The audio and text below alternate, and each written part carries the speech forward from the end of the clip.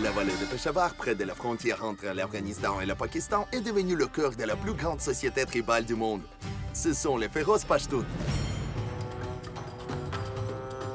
Dans les anciens textes indiens, les Pashtuns étaient appelés une tribu guerrière du nord-ouest.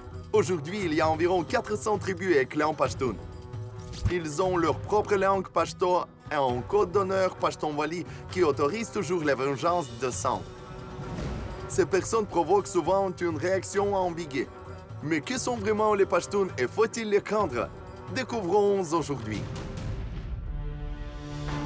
Nous commençons peut-être la partie la plus intéressante et extrême, mais inoubliable de notre expédition. Nous sommes arrivés dans la ville de Peshawar.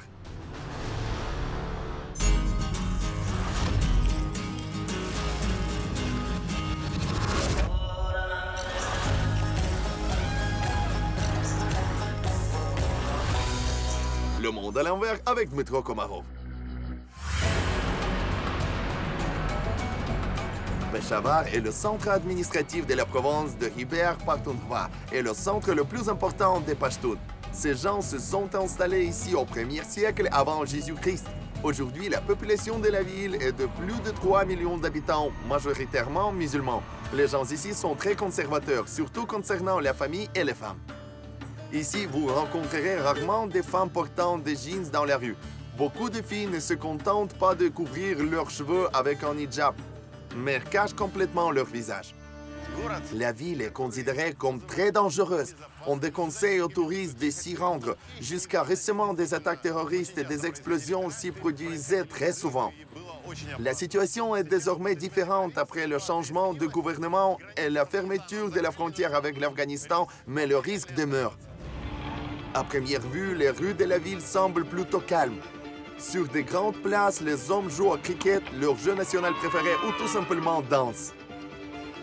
Les portes des musées et des temples sont ouvertes aux étrangers. Il y a beaucoup à voir ici.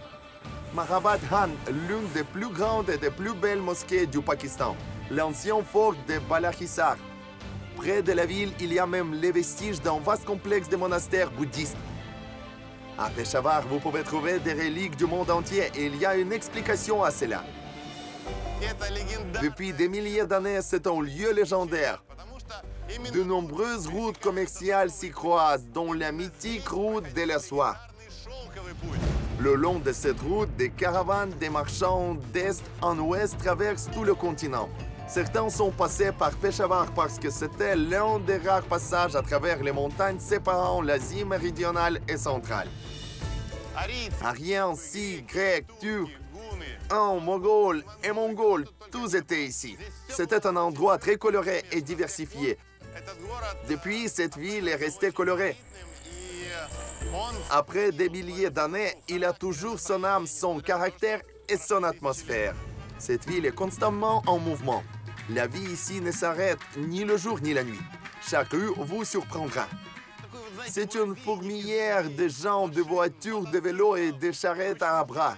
La ville de contraste est peut-être la plus contrastée du Pakistan.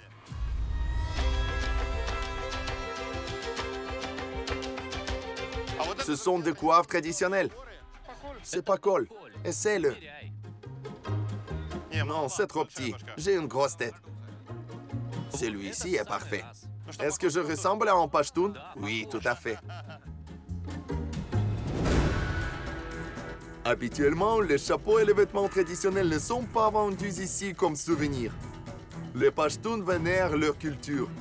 Leur vision du monde diffère considérablement de celle des Européens, mais leur différence la plus importante est la structure sociale. C'est la terre où la division tribale est fondamentale. Appartenir à une tribu particulière est important pour chaque Pashtun. Il y a environ 60 tribus ici et environ 400 clans. Chaque famille Pashtun a son aîné. Habituellement, l'un des frères qui est le chef de famille. Plusieurs familles forment un groupe qui est dirigé par un malak. Plusieurs familles forment un clan et plusieurs clans forment une tribu. La tribu est dirigée par un chef ou han. Cette hiérarchie est la base de la société Pashtun. Pour mieux connaître ces gens insolites, nous nous rendons au cœur même de la ville. Nous sommes maintenant au bazar qui s'appelle Kisarwani. Traduit littéralement, Kissa signifie un conte de fées et Hwani signifie raconter. C'est-à-dire que des contes de fées ont été racontés à cet endroit. Mais le mot conte de fées est aussi une métaphore, car les gens de différentes parties de la planète communiquaient personnellement à cette époque quand il n'y avait ni Internet ni téléphone. Ici, ils ont partagé leurs histoires et se sont racontés leur pays. L'histoire s'est écrite ici. Aujourd'hui, les odeurs sont les plus frappantes ici. Nous pouvons certainement appeler Peshawar l'une des capitales culinaires du monde. Dans chaque rue, quelque chose est frit, bouilli, brûlé, grillé, sentant très bon. Les chefs ne sont que des hommes. Ils préparent du pain local, préparent le ragoût de viande locale populaire d'Unku et le kebab incroyablement savoureux et épicé. C'est un paradis pour ceux qui aiment la cuisine délicieuse. Non seulement la variété des aliments est surprenante, mais aussi les règles commerciales ici. Que vendez-vous, s'il vous plaît? Bonbons au lait. Tiens, déguste-le. Merci. Délicieux, impressionnant. Ça s'appelle comment? Barfi. Une confiserie locale. Divers bonbons et certains d'entre eux sont à la pression. C'est quoi dedans? Halva aux carottes. Je ne pourrais jamais deviner que c'est de l'halva. Puis-je goûter? Qu'as-tu ajouté? C'est quoi? Quelque chose comme du yaourt. Ça a l'air bizarre, comme une sorte de légumes rôtis. Mais le goût est doux. Goûtez ceci au kir. Du lait, du riz, quelques carottes et du sucre. Maintenant, les gars, goûtons la nourriture de ce pot. C'est de la gelée sucrée. Délicieux. Écoute, je n'aurai pas besoin de déjeuner aujourd'hui. Il y a quelque chose comme du baklava au miel. Puis-je? Voilà, identique au baklava. Nous avons un dessert similaire. Tenez, goûtez celui-ci. Bonbons sucrés froids. Comme du pain imbibé de lait sucré. Tout est délicieux. Combien je te dois? Tout est gratuit. Vous êtes notre invité. Ici, les gars, vous voyez comme la réalité diffère de ce qu'on lit sur Internet. Là, ils conseillent de ne pas aller à Peshawar. Ils disent que c'est dangereux. Mais tu viens ici et tu ne peux même pas payer de bonbons. Puis-je au moins vous acheter un demi-kilo de bonbons? Prends les bonbons, mais nous ne prendrons pas l'argent. Selon les traditions pashtunes, la personne qui a le plus d'invités est plus respectée. Et aussi, le respect de l'invité est une loi qu'un vrai pashtun ne freindra jamais. C'est juste fantastique. Je voulais acheter un demi-kilo de bonbons. Regardez la foule. Assalamu alaikum. Pourquoi es-tu ici pour me regarder manger des bonbons? Nous sommes heureux que des invités venus de loin soient venus chez nous. Au fait, nous venons d'Ukraine. Jamais entendu parler de votre pays. Êtes-vous tous des Pashtuns? Oui, oui. Alors, vous vivez tous selon Pashtunwali, le code des règles Pashtun, oui? Oui, tout à fait. C'est notre loi principale. Vous voyez, les gars, Pashtunwali, comme je l'ai dit, est un ensemble de règles. Bien que tacite, c'est plus important que les lois officielles. C'est un cadeau. Attends, je n'en peux plus. Quel est le prix? 500 pour un demi-kilo, mais c'est un cadeau pour toi. Selon les normes locales, 3 $, ce n'est pas rien. Mais les gens sont prêts à le partager. C'est vraiment cool. Ce n'est pas qu'un magasin avec des gens aimables. C'est l'une des caractéristiques de l'éducation locale. Pour un Pashtun, un invité est une personne importante. Prendre de l'argent à un invité signifie lui manquer de respect. Cela s'applique non seulement aux invités de la maison, mais également aux invités de leur terre. Regarde, c'est quelque chose d'incroyable. Qu'est-ce que c'est? C'est une salade de fruits. Combien coûte une portion? 100 roupies. Une portion, s'il vous plaît. Pas besoin. Nous sommes des Pashtuns. Nous ne prenons pas d'argent aux clients. Mais c'est gênant. C'est votre produit, votre entreprise. C'est fantastique. Je me promène depuis 1 heure dans le marché, essayant d'acheter au moins quelque chose, mais je n'ai pas encore été facturé du tout. Au guichet suivant, c'est quelque chose de curieux. Le jeune homme fait quelque chose de magique. Assalamu alaikum. Alaikum assalam. Qu'est-ce que tu fais? La crème glacée afghane. Comme vous le savez, la glace est fabriquée dans une machine spéciale lorsqu'un moteur fait tourner le récipient pour le déplacer constamment. Il n'y a pas de machines ici et toutes les sorbetières fonctionnent à la main. Tu fais ça toute la journée? Oui. Combien coûte une glace? 100 roupies. Je dois goûter. Donnez-moi un, s'il vous plaît.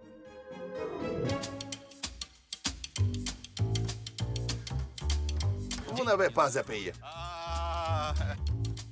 S'il vous plaît, j'insiste. Non, non. Tu vois, ils ne prennent pas d'argent. C'est des pâtes? C'est ce qu'on appelle le falouda et fait de farine. Imaginez une glace avec quelques épices orientales. Macaroni, juste des macaronis froids. Les bonbons gratuits sont tentants, mais tant de cadeaux sont gênants. J'ai donc décidé de remercier les Pashtuns au nom de notre émission. J'ai une offre. Vous êtes des gens hospitaliers. Vous m'avez offert de la glace et je veux aussi offrir de la glace aux Pashtuns. Puis-je vous aider en faisant quelque chose et en traitant les autres? Oui, vous pouvez. Mettez un chapeau.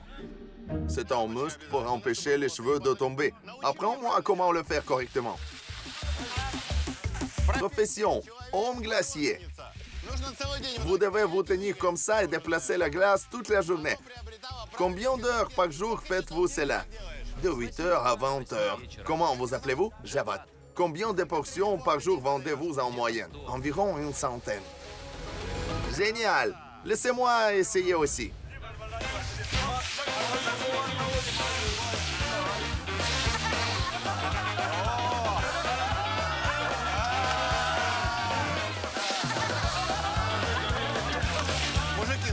Alors les gars, dans la meilleure tradition pashtun, je propose à tout le monde de la glace gratuite.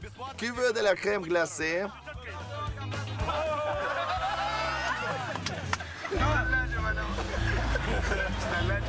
Je t'ai vu verser la sauce.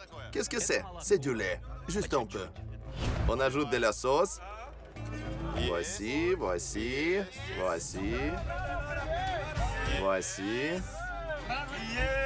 Voici. En seulement 10 minutes, la crème glacée ordinaire est devenue un vrai régal.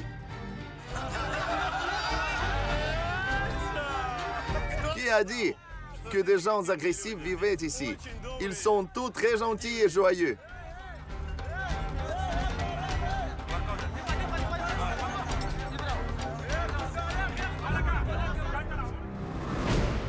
Pour l'avenir, je dois dire que je verrai des gens complètement différents dans quelques jours.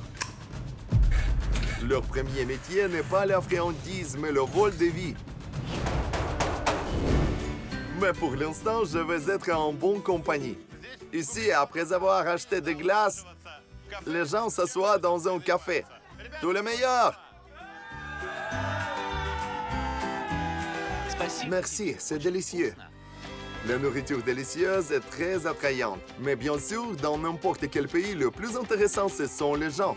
Il y a un homme à Peshawar qui a toutes les chances de devenir une légende mondiale. Nous allons lui rendre visite. Selon de nombreuses personnes, le Pakistan est un pays dangereux en raison de la situation instable et des actions militaires dans certaines régions.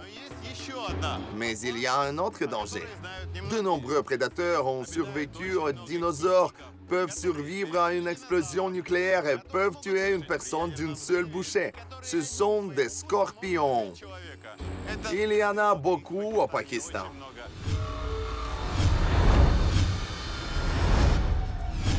Les scientifiques ont réalisé que leur poison n'est pas seulement mortel, mais aussi utile pour fabriquer des médicaments. Après cela, le venin de scorpion est immédiatement devenu plus cher que l'or. Un litre de venin coûte plus de 10 millions de dollars. Il y avait même une profession de chasseur de scorpions. Et dans les laboratoires mondiaux ultramodernes, une véritable course a commencé. D'énormes fonds ont déjà été investis dans la recherche, mais un homme au Pakistan pense qu'il peut résoudre ce problème lui-même. Il est à la fois chasseur de scorpions et scientifique. Nous sommes venus à Peshawar pour rencontrer le docteur Scorpion, comme on l'appelle. Cet homme a consacré sa vie à étudier les scorpions et il est convaincu que les scorpions peuvent aider l'humanité. Il travaille ici. Bonjour. Je m'appelle Dima et vous? Sahidzada Mohammad Javad. Ce Pakistanais d'apparence ordinaire a un doctorat et enseigne la zoologie, la physiologie et la biodiversité. Actuellement, il travaille sur une recherche doctorale sur les scorpions, étudiant leur venin. Je n'en crois pas mes yeux. Il y a un scorpion sous votre microscope. Oui, je l'étudiais juste pour déterminer son espèce. Je vois que vous en avez beaucoup ici. Légers, noirs, rayés, jaunes. Sont-ils tous de types différents? Oui, il y a 20 familles de scorpions qui comptent jusqu'à 2500 espèces différentes. Laisse-moi te montrer quelque chose. C'est un frigo rempli de scorpions. Qu'y a-t-il dans leur congélateur? Ici aussi. Ne gèle-t-il pas? Pour la recherche, ils doivent être stockés à basse température. Combien sont-ils? Plus de 700 scorpions. Chaque pot a une marque où le scorpion a été attrapé. J'ai un lieu, un moment et qui l'a capturé. Combien de grammes de venin pourriez-vous en extraire? Une dizaine de grammes. Ça fait 50 000 $ de poison ici si tu le vends. Mais vous ne faites pas d'affaires.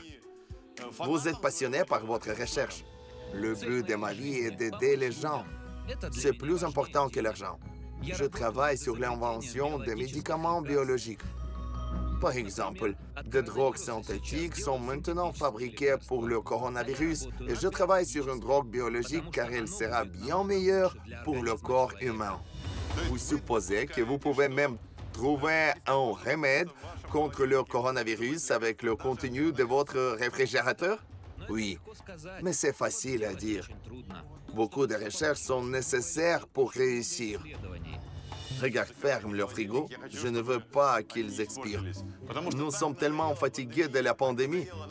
S'il vous plaît, faites un remède contre le coronavirus. Merci de croire en mon travail. Ici, vous pouvez regarder de plus près. Pour la première fois de ma vie, je tiens dans mes mains un scorpion conservé dans de l'alcool. Si vous ne touchez pas le scorpion, c'est sûr. Mais si vous le dérangez et qu'il sort son dard, cette morsure peut être mortelle. Si vous voyagez dans des pays tropicaux, même en Égypte, sur le territoire d'un hôtel 5 étoiles tout compris, vous pouvez voir un scorpion. Et c'est dangereux. Votre travail est extrême. Avez-vous eu déjà peur de vous faire piquer? Au début. Maintenant, je sais déjà comment le gérer. Scorpion sent un mouvement autour de lui. Si vous vous figez sans bouger, le scorpion ne vous verra pas du tout. Ce truc permet aux chasseurs de prendre des photos des scorpions. Mais n'essayez pas de répéter cette astuce. Le risque de se faire piquer est très grave. Y a-t-il beaucoup de scorpions dont la piqûre est mortelle? 50 espèces peuvent tuer une personne. Mais cela dépend de la personne, de la force du système immunitaire. Habituellement, après une piqûre de scorpion, les gens ont des douleurs, des nausées et une augmentation du rythme cardiaque. Pourtant, si vous arrivez chez le médecin à temps et obtenez un antidote, il y a des chances de survivre. Malheureusement, au Pakistan, il y a de sérieux problèmes avec ça. Le climat est excellent pour les scorpions, mais il n'y a pas assez d'antidotes pour leurs piqûres. Les scorpions peuvent piquer des centaines de personnes par mois dans les zones sèches et sablonneuses. Ces morsures sont mortelles surtout pour les personnes âgées et les enfants. Sans antidote, il est beaucoup plus difficile pour leur corps de neutraliser le poison. Ainsi, développer un remède pour le médecin n'est pas moins important que de rechercher un super remède. Le plus souvent, nous attrapons des scorpions pas profondément sous terre, dans les murs des vieilles maisons ou des cimetières. Ils sont plus actifs la nuit pendant l'été. Quelle maladie peut-on soigner avec du venin de scorpion? Je suis sûr que le venin de scorpion aidera à créer des médicaments contre le cancer, la tuberculose et l'arthrite à l'avenir. Ils disent que des collègues des universités occidentales ont réussi à influencer une tumeur au cerveau avec son aide. Mais il faut encore beaucoup étudier. Désolé, ce n'est peut-être pas une question juste, mais toutes les sources sur Internet disent qu'on peut gagner de l'argent fantastique sur les scorpions parce que le poison est extrêmement cher. Le faites-vous pour gagner votre vie? J'extrais le poison, mais pas pour la vente, uniquement pour la science. Mais c'est vrai. Le venin de ces espèces dans notre région peut être vendu 2,5 millions de dollars pour un demi-litre et le type le plus cher de scorpion jaune palestinien est beaucoup plus cher. Fantastique. Pouvez-vous imaginer? Un litre coûte 5 millions de dollars. Et c'est le prix que les gens sont prêts à payer. Et qui veut dépenser ce genre d'argent? Entreprises pharmaceutiques. Ils font beaucoup de recherches pour développer de nouveaux médicaments. Mais ils n'achèteront pas n'importe quel poison. Les 500 mg doivent provenir de la même espèce. Et vous pouvez obtenir au mieux 2-3 gouttes à la fois de chaque individu. De plus, le poison doit être stocké dans des conditions strictement définies. C'est difficile. Dr Scorpion n'a pas d'énorme budget et des laboratoires modernes. Il travaille dans des conditions modestes avec un petit groupe d'étudiants. L'utilisation de créatures mortelles à cette fin peut sembler étrange, mais dans l'histoire de la médecine, des méthodes étranges conduisent parfois à des résultats phénoménaux. Par exemple, le grand chercheur en anatomie et chirurgien Mykola Pirogov s'est rendu dans la zone de guerre du Caucase pour tester ces méthodes de traitement. Il fut le premier à y appliquer un bandage fixant. Finalement, il est devenu un pansement en plâtre bien connu qui est encore utilisé dans le monde entier. Avez-vous un scorpion vivant? J'en ai généralement beaucoup, mais c'est la basse saison maintenant, quand il hiberne. Mais j'en ai un chez moi, à côté de là où je dors. Les gens ont peur des scorpions et vous les amenez dans la chambre où vous dormez. Pouvez-vous me le montrer? Voyons voir. Ici, nous allons voir comment vit le docteur Scorpion. C'est une maison très modeste du docteur Scorpion. Voici ma chambre. Est-ce que votre femme et vos enfants vivent ici? Je ne suis pas marié. Quel âge avez-vous? J'ai 30 ans. Je suis toujours occupé à étudier et à faire des recherches. C'est pourquoi je n'ai pas encore trouvé de femme. Voici le scorpion dont je parlais. Alors vous dormez à côté de lui, ce pot est à côté du matelas et vous le gardez toujours à côté. Quand je ménagerai dans une nouvelle maison, il y aura une pièce séparée pour un laboratoire. Pour l'instant, tout est au même endroit. Puis-je le tenir? Ceci est une créature mortelle. Sa morsure peut coûter la vie à un humain. Mais en même temps, son poison peut sauver des millions de vies. Prenons une photo. Ce n'est pas souvent que tu peux tenir l'avenir de l'humanité entre tes mains. Je l'ai laissé tomber quand j'ai pris un selfie et on peut maintenant voir son comportement. Il a immédiatement levé la queue. C'est son mécanisme de défense. Imaginez que vous ayez marché dessus. Il essaie d'attraper l'ennemi avec ses pinces et de le piquer avec sa queue. C'est minuscule. Vous ne le remarquerez peut-être pas. Si une telle créature se glisse dans votre maison, par exemple sous votre oreiller, dans de telles situations, le plus important est de ne pas paniquer. Si le scorpion a piqué, vous devez immédiatement aller chez le médecin. Il peut donner un antidote et un analgésique. Scorpion l'égare est l'une des plus anciennes créatures de la planète. Les scorpions ont survécu aux dinosaures. Lorsque de bombes atomiques ont été larguées sur Hiroshima, les scorpions ont survécu. J'ai même entendu dire que si vous le fermez dans un récipient hermétique, il peut vivre un mois ou 2. Oui, ils sont très durables. En général, ces créatures ne vivaient que dans l'eau. Les scorpions ont été les premiers à venir sur Terre. Comment se déroule leur processus de chasse? Les gens chassent généralement la nuit, avec de la lumière ultraviolette. Aussi, on chasse le jour quand il y a peu de monde. Nous trouvons des trous, les remplissons d'eau et le scorpion sort en rampant. La partie la plus dangereuse n'est pas d'attraper un scorpion, mais d'en extraire du poison. Le Dr Java nous invite à participer à ce processus. Pour ce faire, nous passons à un laboratoire plus avancé. Dans cette université, j'enseigne la physiologie et la biodiversité. Nous utiliserons du matériel universitaire et verrons comment le venin est extrait d'un scorpion.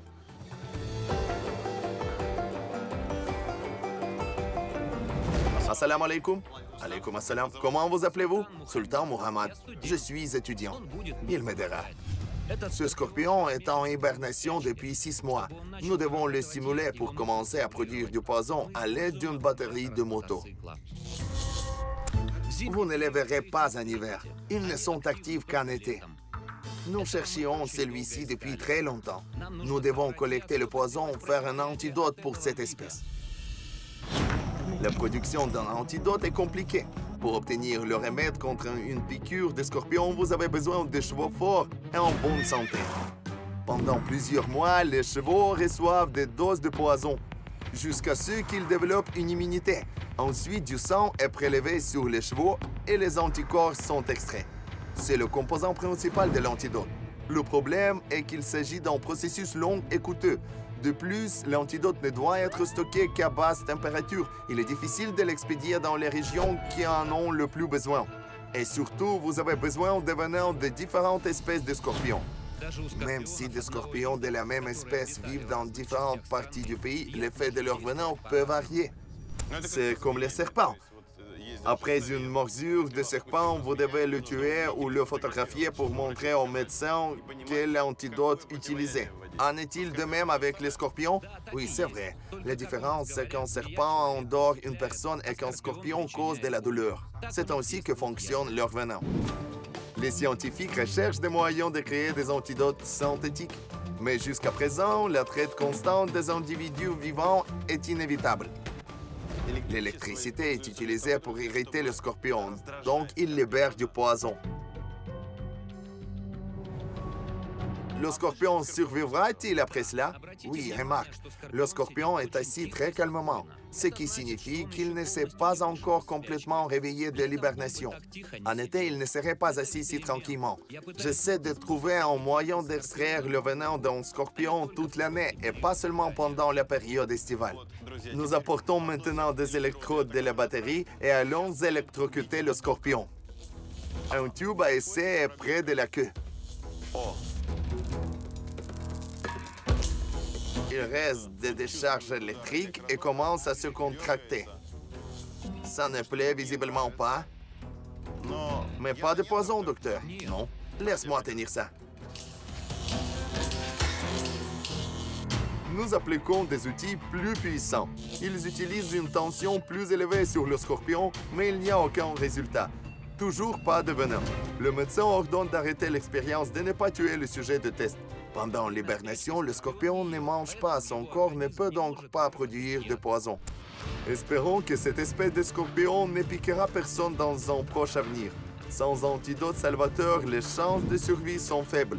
Et nous souhaitons aux médecins de trouver un nouveau moyen d'obtenir une guérison qui sauvera de nombreuses vies. De quoi avez-vous besoin pour développer votre recherche? Un microscope numérique pour étudier les détails que je ne vois pas maintenant. Docteur, vous avez changé mon attitude envers les scorpions. J'espère que vos recherches apporteront des résultats positifs et que vous ferez une véritable percée en médecine. Et surtout, les scorpions ne disparaîtraient pas de notre planète.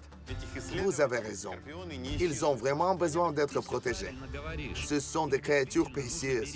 Et qu'adviendra-t-il? Ils ne produisaient pas de venin. Nous attendrons qu'ils soient complètement réveillés et nous essaierons à nouveau d'extraire le poison. Je veillerai à le maintenir en vie. Être chercheur est un défi difficile.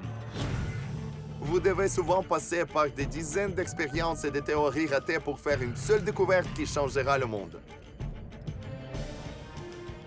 Dr. Javat inspire sa conviction que les scorpions pourraient sauver la vie de millions de personnes. J'espère qu'il a raison.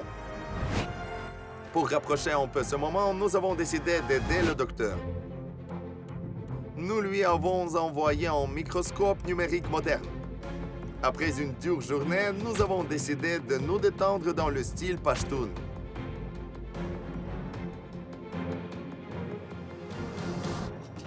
Nous nous dirigeons maintenant vers un endroit qui est peut-être le plus populaire parmi les mangeurs de viande de la ville. Les gens viennent de tout le Pakistan pour manger des plats de viande locaux qui sont considérés comme très spéciaux ici. La fumée de la viande frite est partout. Ce restaurant s'appelle Hiber Charsi Tikka.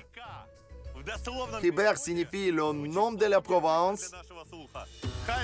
Charsi est la personne qui fume du hashish et tikka signifie barbecue. Je me demande pourquoi ont-ils appelé le restaurant comme ça. Des idées? Le truc, c'est que cette viande est addictive. Si vous y avez goûté une fois, vous ne pourrez plus refuser. Le plus excitant, les gars, le menu. Ils mettent en valeur les carcasses de moutons et de béliers. Comment commander? Un homme coupe de la viande. Assalamu alaikum. Alaikum assalam. Comment t'appelles-tu? Taker Khan. Choisissez n'importe quelle partie de l'agneau. Je vais tout préparer. Le vrai Pashtun laisse toujours la meilleure viande à ses invités.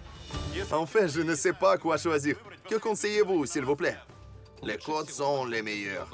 Combien les gens commandent-ils habituellement chez vous? Combien mangent un Pashtun par soir? Habituellement, une personne mange 1 kilogramme de viande par soir. Combien de kilogrammes les gens achètent-ils en une soirée? Nous vendons 300 kilos par jour. 300, mon Dieu! Le fait est que la viande et le Pashtun sont inséparables. Si un Pashtun ne mange pas de viande, il ne peut pas penser. Et si un invité important vient, l'homme coupe immédiatement le meilleur agneau pour le nourrir correctement. Mangeur de viande. Eh bien, alors je vais probablement commander à votre choix. D'accord. Ensuite, je vous prépare 1,5 kg de barbecue et un autre demi-kilo de karahi. Karahi, c'est de la viande avec de la tomate, du poivron vert et du sel. Tiens, ce sera ta viande. Je ne mange pas tant que ça. Nous sélectionnerons pour vous les meilleurs morceaux de cet agneau.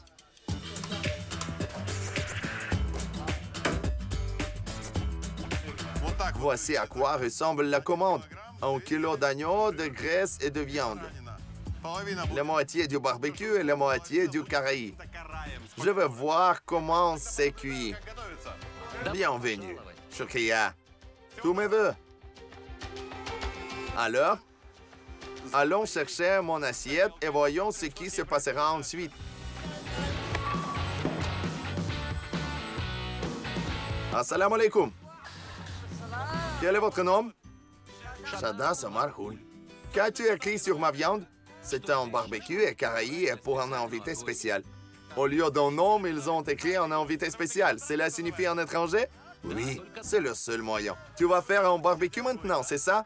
Oui. Ils ne font pas mariner la viande ici. Ils la mettent immédiatement sur une brochette. Mais l'excitation ici est irréelle. L'endroit est bondé. Les résidents d'Islamabad conduisent pendant 2 heures juste pour dîner, puis reviennent en voiture 2 heures. La viande est seulement saupoudrée de sel et passe ensuite sur un grill. Regardez combien de viande ils ont là-bas, c'est irréel. Vous avez du poulet et de l'agneau, mais pas de porc car c'est interdit. Qu'y a-t-il dans ces pots? Ceci est roche, un plat de viande. Une tranche de pain, de viande et de pommes de terre mijotées ensemble. Et toujours un morceau de papier avec le nom du client. L'aliment de base de la cuisine pashtoun est ce pain plat cuit dans quelque chose qui ressemble à un tandoor. Assalamu alaikum. Alaikum assalam. Comment t'appelles-tu? Moubin. Tiens, et c'est ça. Et toi? Vous savez que la règle principale est la suivante. Ne mangez jamais de pain avant que la commande principale ne soit arrivée, car vous serez rassasié et n'apprécierez pas la viande. Le pain plat, on ne fera rien, prends-le. Fantastique, les gars, c'est chaud, savoureux et ça sent bon. Je ne peux pas attendre. Depuis combien d'années faites-vous ce pain ici? 8 ans. Et le barbecue? 20 ans maintenant. Et pendant encore 22 ans, je travaillais dans la vieille ville. Eh bien, les gars, passons à autre chose pour jeter un coup d'œil.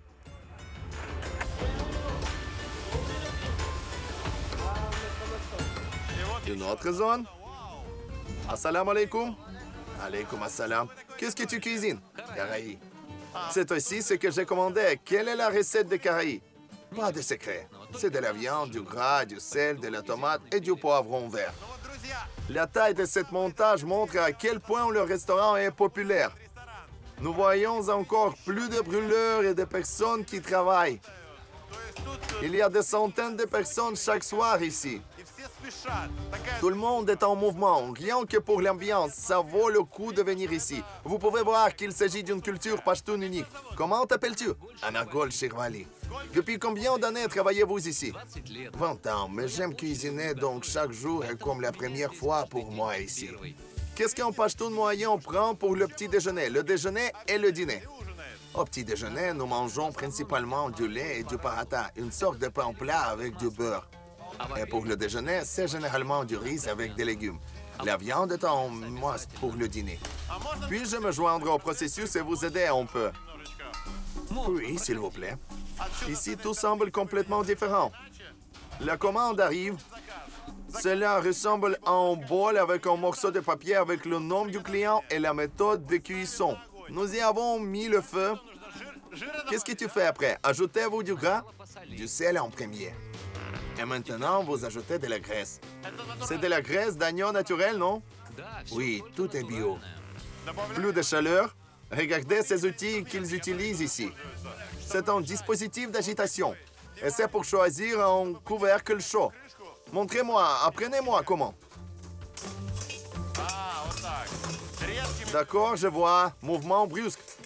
Donc la viande est recouverte. Nous retournons ce bol avec une pince, remuons la viande, puis la recouvrons à nouveau. Voici une autre portion de viande. Ajoutons un peu de sel. OK, maintenant, je vais ajouter un peu de matière grasse. Couvrir la viande. Il est temps de remuer l'autre bol. J'aime que tu aies un territoire masculin ici, donc tu peux aller frapper. La tendresse n'est pas nécessaire. Vous avez besoin de caractère pachtoun ici. Vous avez raison. Vous ne pouvez rien faire d'une autre manière. Vous ne pouvez pas soulever ce couvercle doucement, vous devez frapper. Lorsque la viande est bien cuite, ajoutez les tomates. Vous travaillez depuis 20 ans ici. Vous avez probablement des dizaines d'apprentis. Oui, beaucoup. Voici l'un d'entre eux. Combien de temps as-tu appris? 5 ans de pratique. Le travail dans ce lieu est-il prestigieux? Oui. J'aime cuisiner, donc j'aime ce travail. Combien d'enfants avez-vous? 8 enfants et une femme. Aimeriez-vous que vos enfants travaillent ici aussi? Oui, j'en serais fier.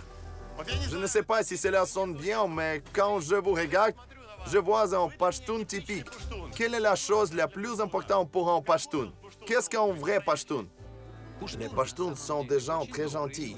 Si personne ne se mêle de nous, nous ne commençons jamais en premier. Des gens gentils. Il est maintenant temps pour moi d'ajouter les tomates. 4 tomates par kilogramme. Vous n'avez pas besoin de les couper. Ajoutez simplement les tomates et couvrez à nouveau.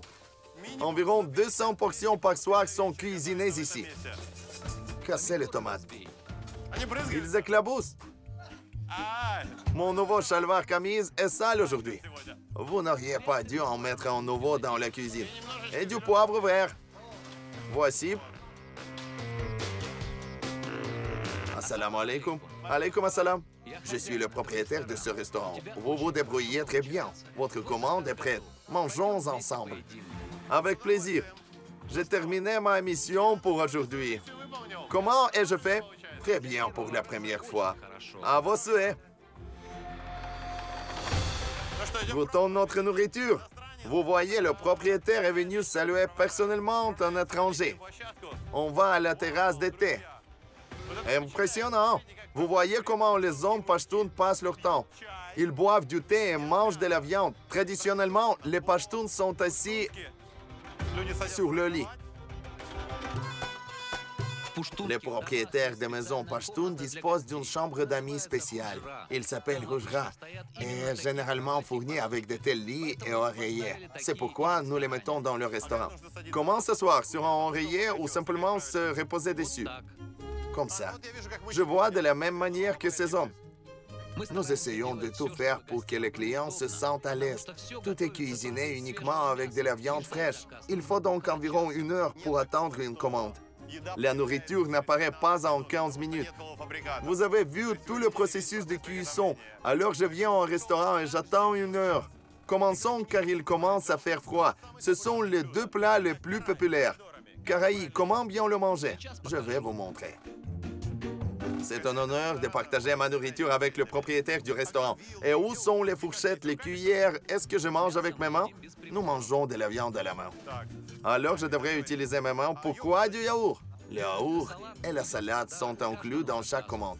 Donc, rien de compliqué. Vous venez de prendre et de manger. Vous ne pouvez pas imaginer. Je comprends les gens qui viennent d'autres villes pour goûter cette viande. Incroyablement délicieux. Si doux, toute la graisse semblait se dissoudre. L'expression fondre dans la bouche peut être utilisée littéralement. Dégustez-le avec du pain. Je l'ai encore mal fait, alors avec du pain, oui. Tu vois, j'ai déjà fait une erreur. Pour bien manger de la viande, vous devez prendre de la viande avec du pain. Vous n'avez donc pas besoin de couvert. Nous n'utilisons de couvert que lorsque nous mangeons du riz. Pour la viande, vous avez du pain. Si vous êtes au Pakistan, ne soyez pas trop paresseux pour vous arrêter une demi-journée à Peshawar, à seulement 2 heures de la capitale, et visiter un restaurant appelé Khyber Charsi Tikka. Khyber signifie le nom de la Provence. Charsi est la personne qui fume du hashish. Et Tikka signifie barbecue.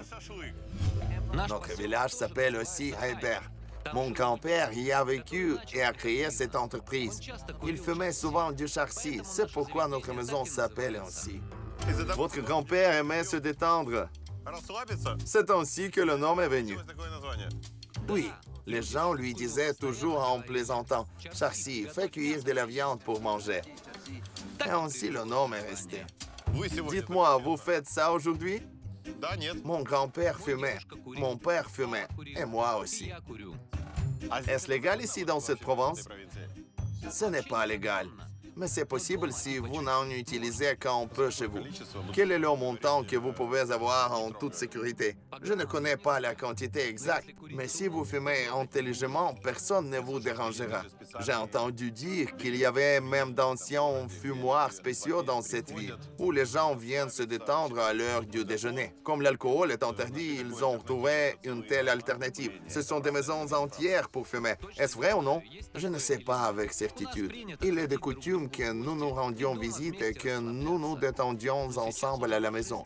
Mais maintenant, notre restaurant porte un nom si plaisant parce que ceux qui ont goûté notre délicieuse viande reviennent toujours pour en avoir plus. C'est comme une dépendance. Vous rêvez d'une étoile Michelin? Mon rêve n'est pas de récompense, mais que nos restaurants soient dans d'autres pays afin que les gens du monde entier puissent découvrir la cuisine pachtoune. Eh bien, voyons en quoi le barbecue pachtoun est différent du nôtre. J'adore le barbecue d'agneau. Je vais vous dire honnêtement, vous avez un secret, vous y ajoutez quelque chose. Il y a une bonne raison pour laquelle vous portez un tel nom. C'est délicieux. Aucun ingrédient secret. Vous avez tout vu vous-même. Tout dépend des professionnels qui cuisinent cette viande. Je suis ravi, juste ravi. Merci. Cette viande est digne des étoiles Michelin. C'est agréable à entendre. Je ne te distrairai plus. Bon appétit. Merci. À la fiste. Eh bien, les gars, si vous êtes un vrai Pashtun et que vous vivez dans la ville de Peshawar, vous vous allongez généralement comme ça le soir. Vous vous jetez sur un oreiller à côté de centaines d'autres personnes qui se détendent, mangent, boivent et parlent. Il reste ici tard le soir. Pakistan se réveille tard. Vous ne verrez pas grand monde avant 10 heures du matin. Mais la nuit, la vie est très active. C'est l'intérieur du Pakistan et la ville de Peshawar. Aujourd'hui, nous avons commencé notre connaissance du plus grand peuple tribal du monde. Leurs règles de vie sont originales et ne ressemblent pas aux nôtres. Ils ont leur propre code d'honneur et leurs propres tribunaux. Ces gens ont parfois l'air sévères, mais ils accueillent leurs invités et ne prennent même pas d'argent. Les Pashtuns se disent gentils et pacifiques.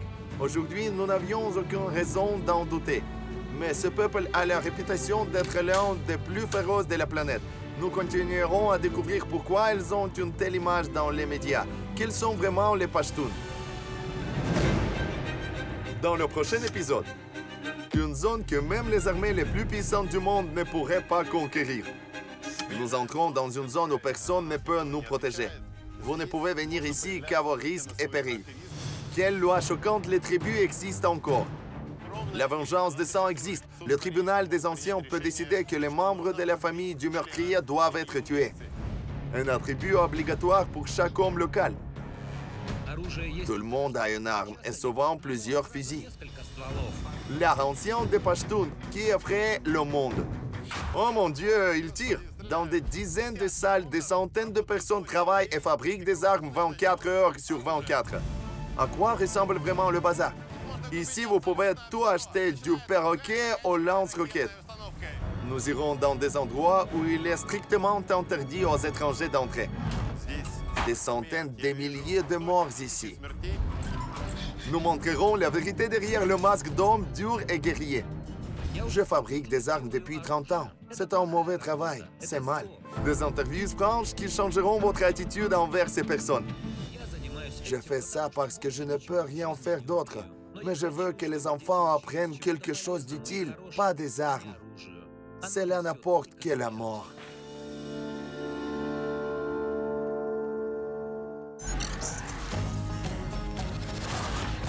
Le monde à l'envers avec Dmytro Komarov.